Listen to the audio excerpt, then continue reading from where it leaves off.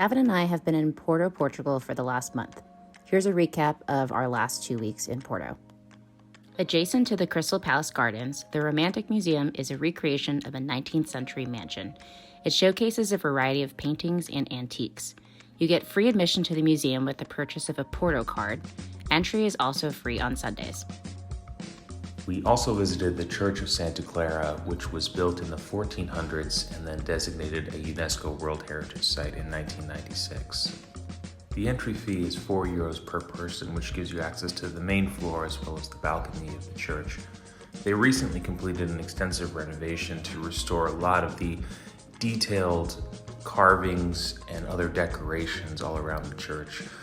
It's pretty spectacular. The church is relatively small, but there's definitely a lot to take in, and I think it's well worth a visit. I also made my way out to Casa São Roque. Casa São Roque, formerly known as Casa Ramos Pinto, is a manor and hunting house, typical of those owned by noble families from Porto. In 2019, the house became a new art center, hosting exhibitions of contemporary art. In addition to the museum, there is a garden surrounding the house with a hedge maze, fountains, and more. Admission is €7 per person, or $3.50 with a student ID. The first port house we visited was Taylor's, which is in Nova de Gaia across the river from Porto.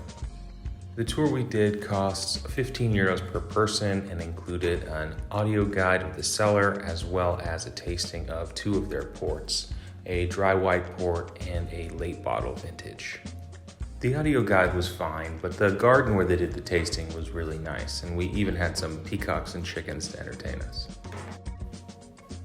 We also visited Real Compania Velha, which was founded in the mid-1700s by the then King of Portugal, Dom José I. We opted for the premium tour this time, which included a guided tour of the cellar as well as a tasting of 4 of their ports.